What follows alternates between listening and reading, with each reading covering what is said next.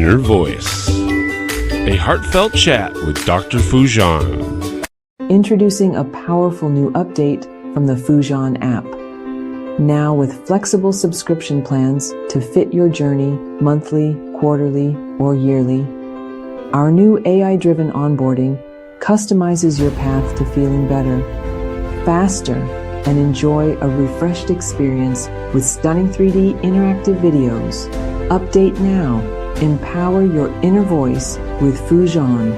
Download today.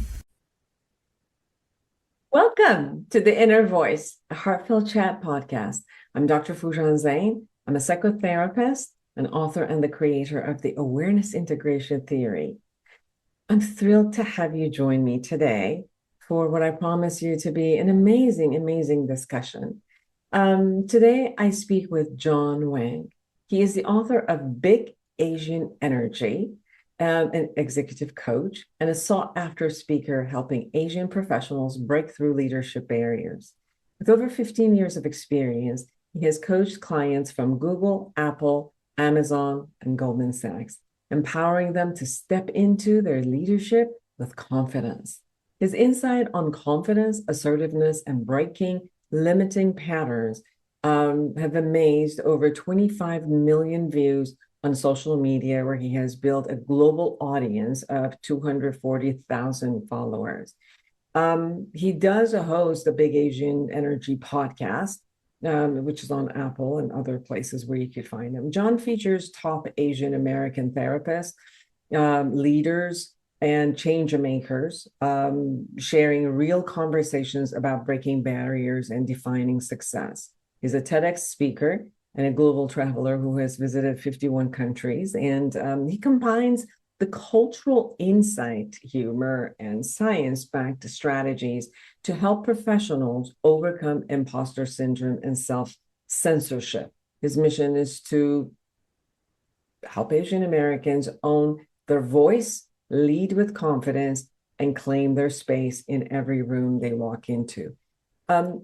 What we talked about and what I got from his book is not just for Asians. It's for any of the cultures who have migrated, for immigrants, for first generation, sometimes even second generation, and even for people who are not immigrants and are, in relation to immigrants, whether they are at work or family settings or friendships. It really talks about what happens in the stereotype and conversations that we might have internally, and kind of opening some of those internal conversations and share in how to create this type of integration, which works for everyone, as we undoubtedly live in communities that are very much intermixed culturally, and there's a beauty in this.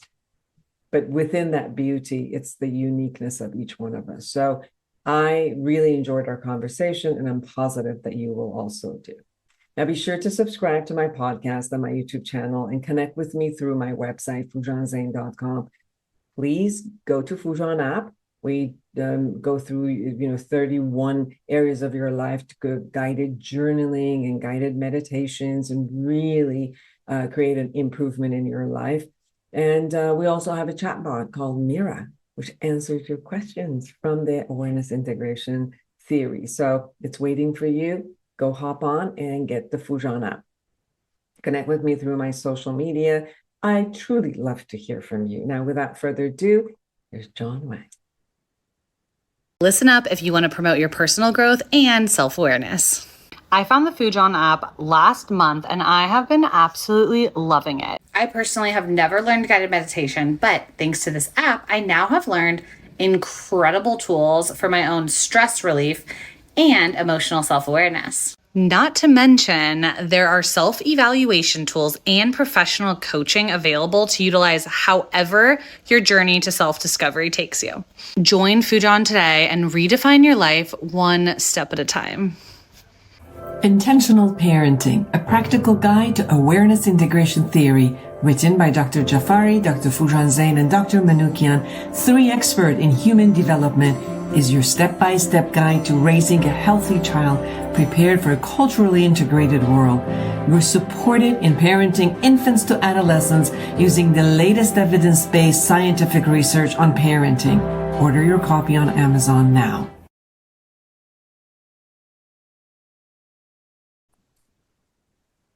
I am so excited to have you, Mr. John Wang, with us, everybody. I'm so excited to be here. This is a message, and I feel like such a great fit because I love your show and the ideas that you spread. Also, just the authenticity that you speak with. So it is a pleasure to be here, truly. Thank you so much.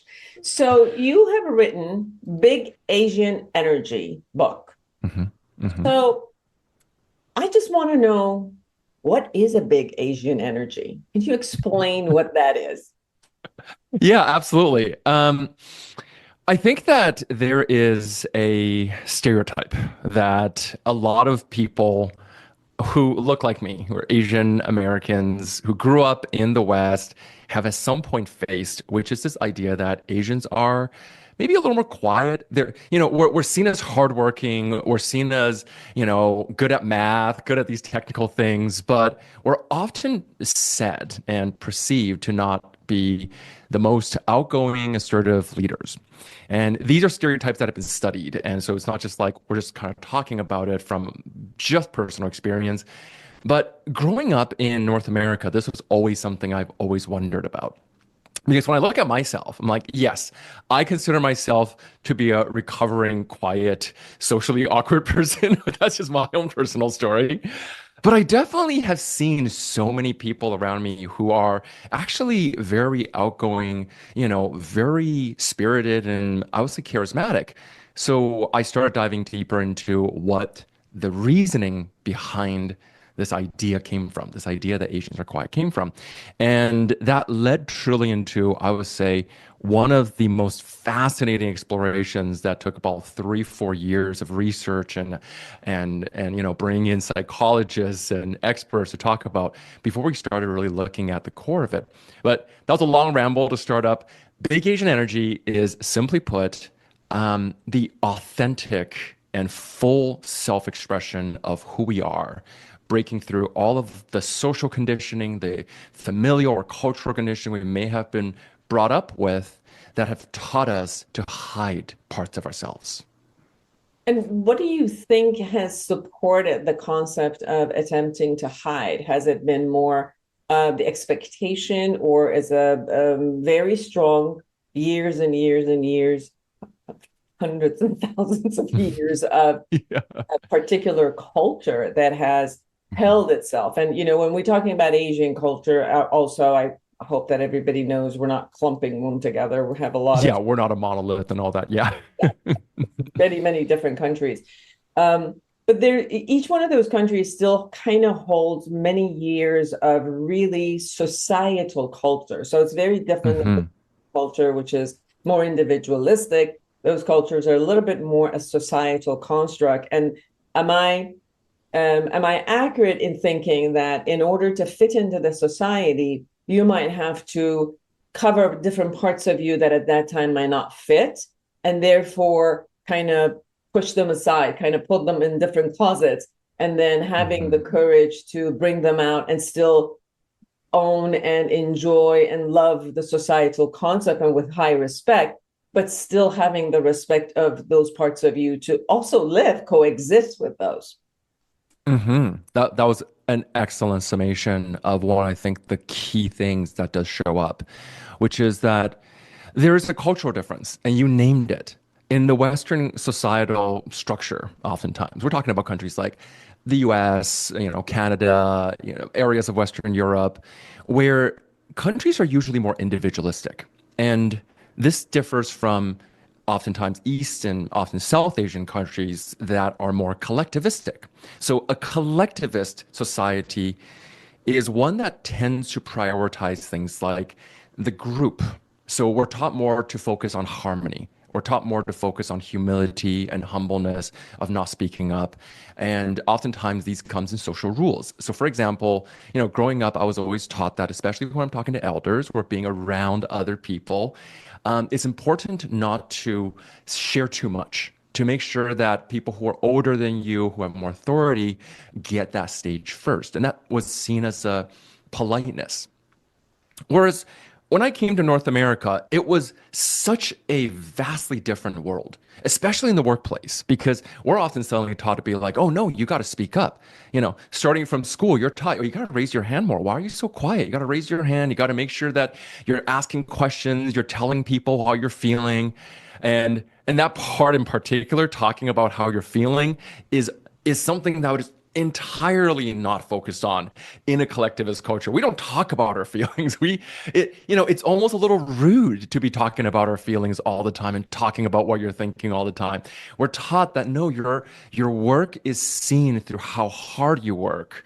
And if somebody recognizes your work, that's their job to come and give you that spotlight, not for you to speak up for yourself. So there are all these elements of conflicts that we've learned, and sometimes it could be a little challenging to navigate. Yes. Now, there are cultural stereotypes that you were talking about. One of them is about, not necessarily showing emotion. I've worked with many Asians as my clients, and I do get that obviously when they feel safe and they're within their intimate conversations or their family, they do talk about and they share all of their emotions. But I'm also sensing that it's not even in the language as much, because there has to be a sharing which comes in the language. And I say this because one of the ways that I learned how to do therapy to get people to really share about their emotions, in English language, you could just share and say, I'm sad. And it says a lot, right? So, we were also experimenting with how do you take on some of the words that have emotional charges in them, and then you take, you feedback it with your body, and then the other person would kind of subconsciously connect to their emotion and go in it. This really worked with all the English-speaking people. And then, I'm originally from Iran, so I started doing this with the Iranian population. The method wasn't working because in Farsi language, the words are not necessarily stated as emotional words. They're stated more like a poetic, that you're describing something. So it was interesting that even sharing emotion took its own way of, because of the culture and language. So I wonder, is that part of also the language, that it might not necessarily hold on to sharing emotion in that way? So you have to, even if you were going to share your emotion, you would have to do it in a particular way. Yeah. And the languaging of how to, when can we talk about our emotions? How can we talk our emotions? And oftentimes, what kind of emotions can we even talk about? These are all part, I think, of the complications. Like personally growing up, my parents, they didn't talk about emotions. They just expressed it. And what that means is that they don't use words like, oh, I love you, or like, I'm proud of you as often, but they will show it through action. And sometimes that meant that growing up, I always like to say, is like the language that we were spoken to as a child is the language that we learn to speak to ourselves as when we're growing up, right? It's, if you grow up speaking Mandarin, then you now know how to speak Mandarin. If you grow up speaking English, then you now know how to speak English. If you grew up learning how to talk about your feelings, then you know how to talk about your feelings. So for me, I never got that. And it took a long time to even identify that, oh, I'm experiencing these feelings at a deeper level, let alone to express it, and let alone knowing where to do so. And this also has another cultural effect that I think a lot of us who are from that culture probably instinctively know, which is the understanding of face. Yes. So face is basically the outside persona of how we present ourselves. And this is a big part of our cultural interactions. And it even comes down to things like, are we allowed to say no to people when they're making requests? Or, if somebody offers us something, can we say yes to that? All of that plays into what is called high context communication. And high context communication means that you leave a lot unsaid to just be read by the room. So if you're feeling angry, you don't say, I'm feeling angry. You say, there's probably a better way for you to have handled that. And I, let's ponder on that a little bit rather than just saying, I'm disappointed. So there's a lot of navigation around how do we know what is being said and what is actually being meant. And direct conversation sometimes even appears inappropriate and rude. Oh, yeah. Direct confrontation, it has, I've experienced that with as I was working with many of the clients where, like in the Western world, as a therapist, we're also teaching how to communicate. And many times if I had suggested just straight communication, and to them, it would be like, I can't do that because it's not about me not having the ability to say those sentences. The point is that the way that it's going to be received, the way it's going to be landing on the other person, they won't take it as an authentic conversation. They will take it as I'm being rude and offensive to them. So you can see where all of these side conversations are getting created. And I bet that this also happens a lot in business interactions, transactions, in employee, and management interaction and transaction, where we're coming from two different culture, or in the United States or Canada, we're actually coming from a melting pot of cultures that are all coming together in a company, and it becomes a lot of misinterpretation, let's say, and miscommunication based on all of these cultural values that show up with us, and this is what we've learned. Yeah. And it could be so tough, right? You gave a great example, which is, if we're giving direct feedback in a low context society like the US, it's pretty accepted. You could go to somebody and say, hey, there's something on. You might be able to be polite about it. You might pull them to the side and you could give them direct feedback. And it's generally accepted with an understanding. Whereas if you go to, let's say, Japan, a friend of mine, I went to Japan and I visited, with a friend there, and he was explaining to me that in Japan, we don't like to say no. Like even the word outright no, we try to avoid it because it's very rude to tell somebody direct no. So we find ways to navigate around it. And you can imagine in a workplace how many times that will result in miscommunication. Just to give you an example. So I was giving a presentation actually about communication with a co-facilitator. And the night before we met, we went out for dinner. He was also Asian. And, the two of us, we went for dinner and then we went for karaoke after because we were just such stereotypes sometimes. And he was one of the most charming, outgoing, charismatic people ever. I loved him. He was just so outspoken. He was talking to the chefs at the restaurant. He was just, nothing was held back. And then the next day we went and we did the workshop together. And I was the person I was leading the workshop, and he was also there, and we were co-leading and co-facilitating. And for the first hour or so, he didn't say anything. And I was like, oh man, like, why didn't he say anything? He's got so many great ideas yesterday where I was waiting for him to kind of jump in, and I kept, giving him glances and being like, waiting for him to be like, okay, I'll jump in. I have this to add.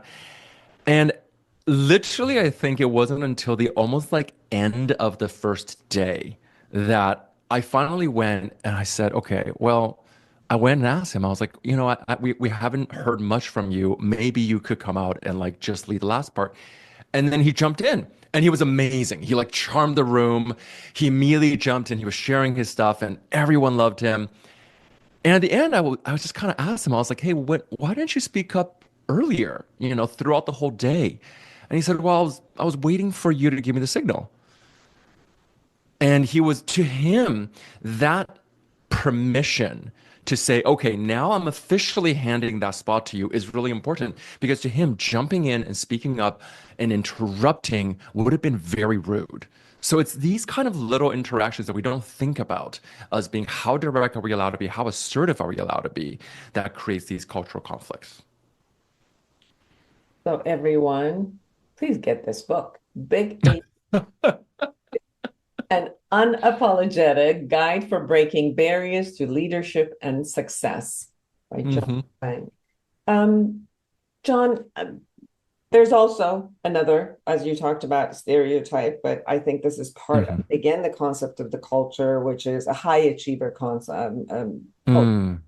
The part that you said, the family really installs moving forward, being active, living your excellence, and the Hmm. concept of like the helicopter motherly, which the parents Yep. constantly looking at you, making sure that you do your best, and they'll give you everything, they'll take care of you, do that because you're just supposed to be, studying and getting better and going to the next level and to the next level.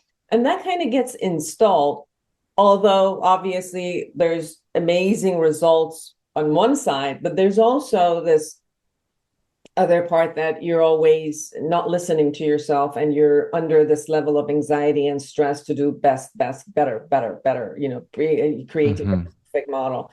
And if you don't, then obviously there's a lot of depression, anxiety. And at one point we had a high level of suicide from Asian students who were at Ivy League colleges, where Hmm. we're kind of like feeling forced to be there. And then they just couldn't handle, especially like the first year or so, where they left their family, they completely went to a new place, and they had such a high expectation of themselves that if they even, had less than the high A grade, Hmm. it's going to be a disgrace. Oh So yeah. having the ability to face their family and, their parents and the bigger extended family with that kind of a failure, it was just unacceptable. So Hmm. what are your thoughts about this kind of pressure, and how do we handle that type of a pressure where we could, take care of ourselves, be who we are, and then yet respect what our family and society is also expecting of us? Hmm. This is a really big piece. I grew up with traditional Asian parents. Um, I had a conversation about this when I was putting out the book, and my mom is like, "Don't call me a tiger mom." I'm like, but there is this concept of tiger parenting, which is very common and very well known in Asian cultures. And I want to explain it a little bit because there's this expectation that it's all about like this stereotype of like, disciplinarian dad who's like, oh, you got to be a doctor or a lawyer or an engineer. And don't get me wrong, I definitely got that talk when I was growing up. But I think that there's a deeper layer to it, not just the kind of high pressure, high societal expectation of go in and succeed. And it has to do with, again, the idea of family and culture. See, there's a big part of our society that's really focused on sacrifice. And if you think about it, I grew up with parents who are immigrants. And they immigrated to North America to give me and my siblings a better chance of success. So you see that, okay, my parents are sacrificing, they're doing their duty. Now it's my turn to do my duty because we're all here to do what's right for the family. But that pressure could be so tough to handle. I mean, I went through burnout personally. There was a time where I worked so hard because my belief was if I'm not working, then I'm not worthy of anything, essentially, which is such a hard thing to hold on to. Now, even saying that, I could feel it in my body of like, oof. But especially at the time, there was this deeper belief that if I'm not working hard enough, then I'm not doing the service that I should be for my family, for my culture, for my ancestors, even. And when I was growing up in that environment, and this is something that I've heard a lot of people kind of give me feedback on, was that they also felt the same thing, was there's always this culture of comparison. So I would come back and I would bring back, a grade of like, oh, I got like, a 92% on a math test, which for me, breaking all the stereotypes, I was terrible at math. Like that was something I was really proud of. And I brought it home and I gave it to my mom, and my mom looked at it and was like, okay, but what happened to the other 8%? And that was this immediate kind of invalidation in some ways, but also this kind of comparison because it's like, well, the other kids are doing better. Your cousin got into the school and, so and so's family's kid, recently got this internship or and there's this constant feeling and pressure of comparison. Even if the parents aren't the ones who are actively giving that to you, you still felt it. So for a number of years, I was working with students because I have an academy. It's called Mastery Academy. We do education and consulting, and so a lot of the people who came to us were students, and they come from families whose parents are like, we really want our kids to get into those Ivy League schools, Harvard, MIT, Stanford. So I got to work with them. And the main goal was to help them work on their, ability to communicate and their mindset so that they could do this. But over the years, I can't tell you how many students I've met who basically were on the edge or already going through burnout because they didn't understand why they were doing it beyond I just should. And there's this cultural script of, well, you go to school, you do really well, you get into a top school, a top university, you come out, you get into a top, workplace, like you go to, Microsoft or a major consulting firm or whatever it is, and then you're done. And then like, that's it. You've accomplished everything and now go and have kids, right? Like that, go get married and have kids. So like, there's this very scripted expectation. But when you're actually going through it, it starts to drain you to the point that you're kind of going, why? Why am I doing this? And you lose motivation, but you can't because the pressure is still there. And that's personally what I went through. And again, I've seen it again, again, again. We see burnout, we see imposter syndrome, we see this sense of like, no matter what I'm doing, it's not enough. I'll never be enough. And I think all of that contributes to how we also end up in some ways hiding ourselves from ourselves, which is to say, we don't let ourselves see how much we've actually done. Very much. Another concept that I've seen with immigrants, especially from cultures that are very, very like socially intact, it's been about this concept of a third culture. Like people come in and you're a teen, you're a young adult, you're going into the world of another culture, and you're kind of getting involved in that culture, and that culture possibly the language, the values, the system of communication is different. And then we come back home and we turn into the old culture. So we keep going. A part of us goes into this other culture out there. And then, as the minute we turn in and come into home, we turn into exactly to this language, to this way of behavior. And, it's almost becomes a split. And somehow we have to integrate that split back in ourselves as we're growing, creating our identity. And some people who are the children of the immigrants, even the immigrants themselves, but also the first generation, they feel like they're the third culture where they can't fully belong to the host culture wherever they're living, and they don't fully belong to the traditional family, and they're finding their identity somewhere in the middle. And I think that there's sometimes confusion around like teenagehood and young adulthood. And somewhere between 30s and 40s, this is what I've seen you share with me, what your experience is, that we finally have the ability to integrate this piece together and okay, who am I? And then, obviously they mostly also socialize with a group of people who are within the same, age group and vicinity, and kind of find their own society, which then also kind of blends itself, moves from the traditional sense to the host community and being who they are.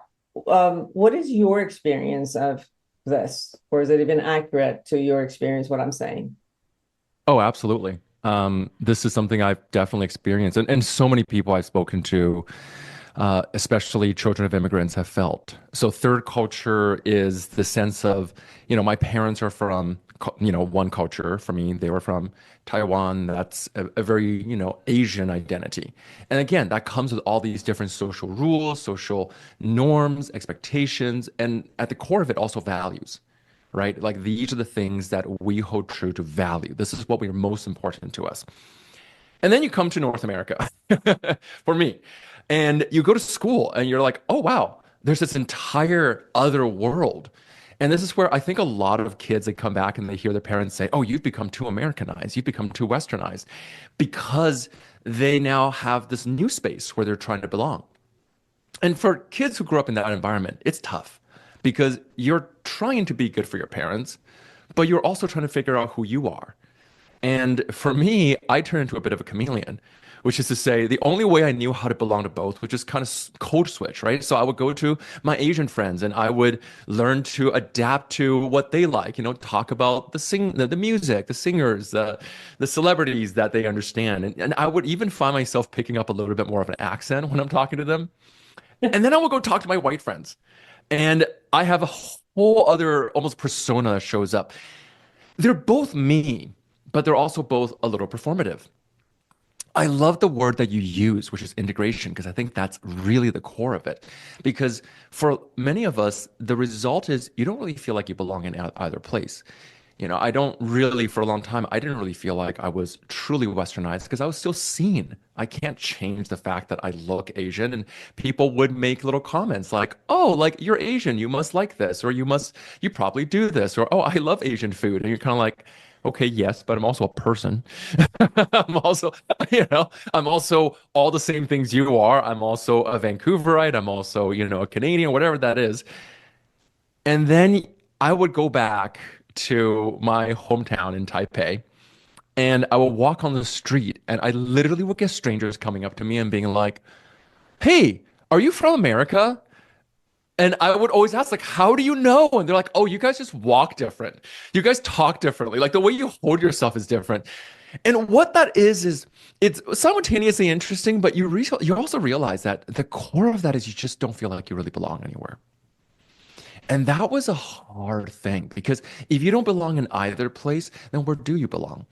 And even the idea of being Asian American or Asian Canadian or an Asian diaspora or any kind of immigrant diaspora, I think is so key because you realize there is a third cultural identity. Like I love boba, like bubble tea, the drink bubble tea, because I think that it's such a great reflection of this. When I go to China, I don't see people drinking bubble tea, but it's such an identity that we cluster around. And really, yeah, for me, it was exactly as you said. It wasn't until I got in my 30s that I went, oh, okay, I don't have to keep trying to fit into either identity or either persona. I could just integrate and accept that they're all part of me. I'm just multifaceted that way. That's truly my experience also. Mm. Everything you just said, I started smiling because I did go, I've gone when my mom was alive. I did go a couple of times, to Tehran, Iran, and it was interesting because I was so foreign to money and talking and conversation with people, and I would go in and out of like the old times of when I was a child because I was 12 when I moved here, and I would experience that with the family, but it felt like I'm not sure when I belong here. But the same thing, like people would see me and they say exactly like you're not from here, like you come from someplace else. And that was interesting, but I think also because I think I was expecting to belong. And then when it didn't, I was different. It was more of a surprise. The other surprise, John, for me was that I obviously have a lot of friends who are Asian from different countries and my clients and my students, but I never felt like I'm going to belong. I just felt I have an understanding. We share something as a human being and we have an understanding. The biggest surprise was when I went into Hong Kong a couple of times. It was like if the fly came in and we went with the cab to like the hotels in the city, and I'm like, I belong. It was the oddest experience, John, that it was like pleasantly surprising, very pleasantly surprising. And I was just like, yeah. And everybody was there. It's like, yeah, I belong. And when I even came back, I was telling my husband, I'm like, oh, I miss Hong Kong. I don't know if I was there. I know if anybody believes in past lives or whatever it was, but it was a very different experience where I like, oh, I go back to Tehran and I don't experience that sudden belonging. And I go to Hong Kong and I have that experience. So it's interesting about the essence of belonging, where Huge. I don't expect it, and then suddenly it shows up in some place that I That's expected. It's fascinating. not, isn't it? Why Hong Kong? I It was just, tell you, but it was more of I think partially is also Hong Kong is a melting pot, like you it see, is, yeah. different Very multicultural. yes, from a very intercultural, so you see everyone there. Um, but it was more like the differences. It this concept of a uniqueness where we accept that we're all unique and yet Hmm. somehow we're all coming together, and possibly that's how Hong Kong is set up, because it's Mm, a hub of business where everybody feels like we're all here, we're all different, and then yet connect in so many different layers. So maybe it's the context of that kind of a business environment that just pulls everybody in. I don't know, I can't really tell you, mhm. cognitively, because it's such a visceral experience that Yes. you could explain it cognitively any way you want, but Hmm. it was just very different. So I just wanted to share that with you because we're talking about belonging. And I said, I do have your own experience from that way, but Yeah. the other side of it was also interesting to see. So I in love this. we want to be able to kind of wrap up. There are a couple of things in your book that are, I just want to make sure that we talk about it, because you Mhm. include in your book that some of the adaptive patterns that you've Mhm. seen as you've worked with people is that they either Mhm. become an achiever or a fixer or a chameleon or Mhm. a charmer. And so what is the advantage of obviously creating this adaptive pattern? Mhm. The purpose of it is adaptive, but what are some benefits of it? And then what are some of the downfalls of finding ourselves in these type of adaptive patterns, and what kind of adaptive patterns do you see, or type of integration, or what we do is sometimes we assimilate, but sometimes we just acculturate. We don't assimilate Mm. completely. And I think most people I've met mostly now, they acculturate because especially Asians have, wherever they go, they find their own hub, they find their Mhm. group. And I think Mhm. most people do. I know the Iranians do this. So people come in and then find their own group and kind of hold. So they do acculturate with the host country, but not necessarily assimilate unless they go somewhere which is no one. So they kind of like have to assimilate. Mhm. So, based on some of these adaptive patterns that you also mention in your book, benefits, Mhm. not so much of a benefit, and what do you suggest in having the ability to come in and break the barriers, as you say in your book, and really become the leader and, go towards your success as someone who can enjoy who you are and where you are and all together? Hmm. That's a great question. So the seven patterns that we talk about, which includes things like the achiever, which is like overachievement being the main focus, the fixer, which is like I often feel like the need to make sure everyone around me is taken care of. There's a little bit of caretaking, people pleasing that can happen, where I'm self-sacrificing and making sure everyone else around is taken care of because I need to be needed. There's also the chameleon, which is very similar to what we just talked about, this code switching that happens. I could fit in anywhere. Or the charmer, which is I know how to put on a smile and be charismatic and be more likable. So they're all, when you look at it on the surface, great things. These are all ways that we've learned to belong. And it sometimes starts as early as childhood. And that, okay, for me, for example, I learned to self-silence. I learned that if there was conflict in my family, my best way is to get out of the way, be invisible, kind of sit by and, listen and not speak up too much and just listen. So that's a skill essentially in that time. The only question is when these adaptive patterns start following us in our adulthood, the question becomes, is this still helpful?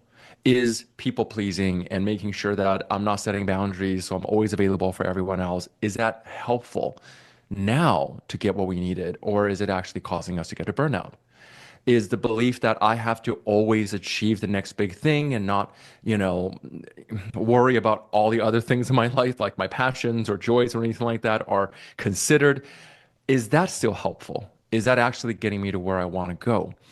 So I think the answer to looking at these is that none of these are good nor bad. They just are patterns we learned to adapt to our environment. And that may have helped, especially early stages when in our family, maybe we had a parent who was a little bit more strict. So we learned to put on more of that achiever side. Maybe we went to a school where there's not a lot of people that look like us. So we learned to be the chameleon to better fit in. But now that we're adults, is that still necessary? Or do we learn to love that part that was there to protect us and reintegrate it to our true self, where we could truly show up? Because now belonging might be easier for us to gain, whereas before it required those patterns for entrance. This also brings me to the conversation of mixed marriages. Oh, that's a good one. Yeah. Tell me more. Let's dive in. Again, I work a lot with people who are coming in, wanting to create an amazing marital, let's say, commitments together, where they deal with many of these cultural shifts and changes, whether it's a religious differences or whether it's cultural differences, whether it's getting to know the other culture, and then fitting into the extended family, fitting in with the mother-in-law and father-in-law and sister and brother-in-laws of each side. And, coming so you could definitely also see this kind of third culture where within the unit, they can have their own negotiations and all of that. But then this unit, goes Saturday to one family, and now they have to be another way, and then they go to another family, and bringing all of these families together. It's a challenge. It's a challenge that people are taking great strides in doing, because when you live in other areas that is, again, multicultural and melting pot, you get to, and you go to school with people from different cultures, you get to have friendships and, loving relationships and romantic relationships with not just your culture and others. Sometimes there is, a bias within the culture to say, no, we want you to marry the same culture because we all have the same language, we have the same understanding and all of it. But more and more, that's not happening. So then there's also this, the conflict that gets created and that the couple have to move beyond. And then it's like, how do you raise the child, and, which culture you kind of like blend in and take into what are your experiences of that? Oof. I'm in my wife is white and she lives with me. So this is something that we talked about a lot. There's this understanding that, yes, a lot of Asian cultures, parents are maybe hesitant to see their kids marry someone from a different race. And it's less about race and more to do with culture, because it is understanding. Do you understand what it means to be in a collectivist family? Do you understand the roles of hierarchy when we're with our friends? Do you understand how to communicate in a way that's fitting? And if you're from an individualist family, this could sound very, very almost foreign, which technically it is, because you're from an individualist family. You're kind of like the person you marry is just the person you marry. You start a family together, and that's your family. But in a collectivist culture, you are merging families. You are bringing entire families together, and that's a big part of it. So those roles really have to be clear. There's a film called Crazy Rich Asians that was a huge hit. I don't know if you've seen it or heard of it. And it was talking exactly about this. In the movie, Michelle Yeoh, who is one of my favorite actresses, was talking to the main character. and was discussing this. It's that it's not that we don't want to. Michelle Yeoh is the mother, sort of the matriarch of the Singaporean family, of the main, the main love interest. And, talking to the main character and kind of saying, well, look, it's not that we don't want to have you in here. We see how much you love my son. We see the love that's there. But do you know how to play the role that you're supposed to play? Because the family role is so big. These are tough conversations. And I think that in the end of the day, every family is different. Every relationship is different. I personally think that if you find someone who loves you for who you are, it is worth the work to connect and communicate and to make sure that everyone's needs are being heard.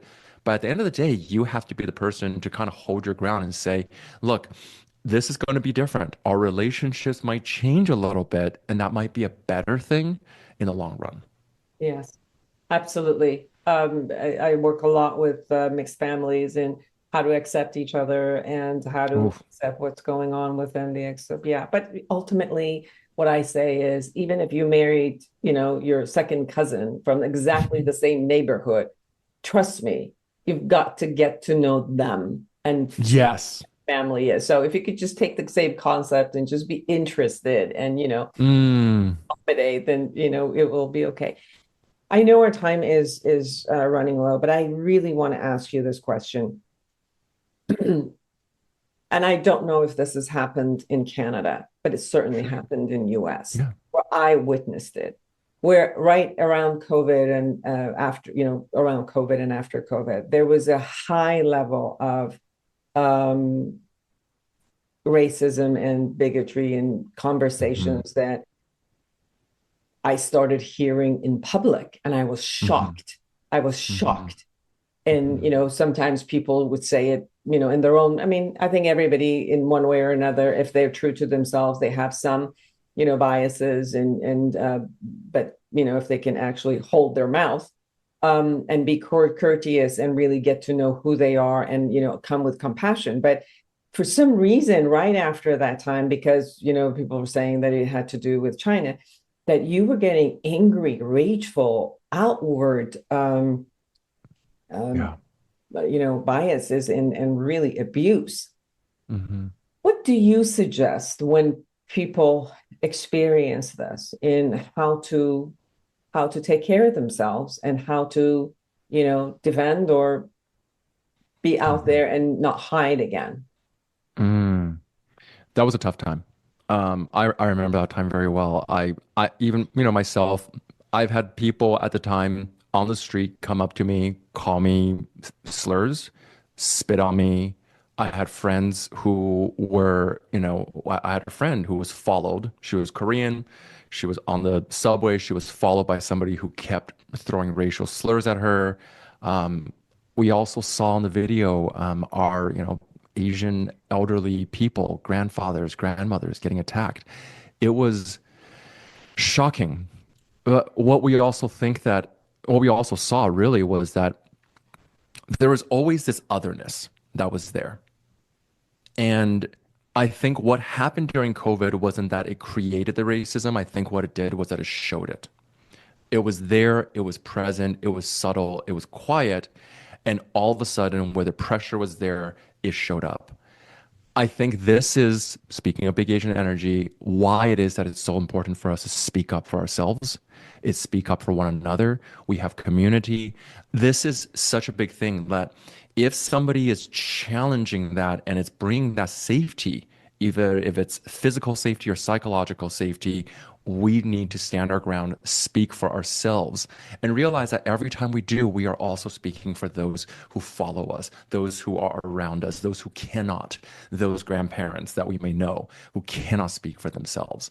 It is tough to face, but those are the times I think that we need to be in our bigger, more assertive selves and say, nope, enough is enough. We're not going to put up with that.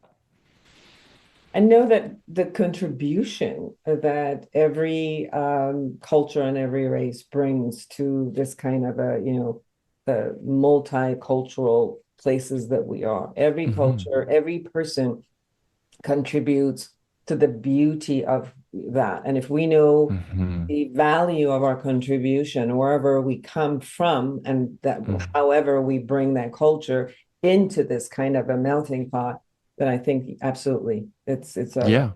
take a Yeah. stand, share the value from from who we are. Okay, big Asian energy. Everybody go get this.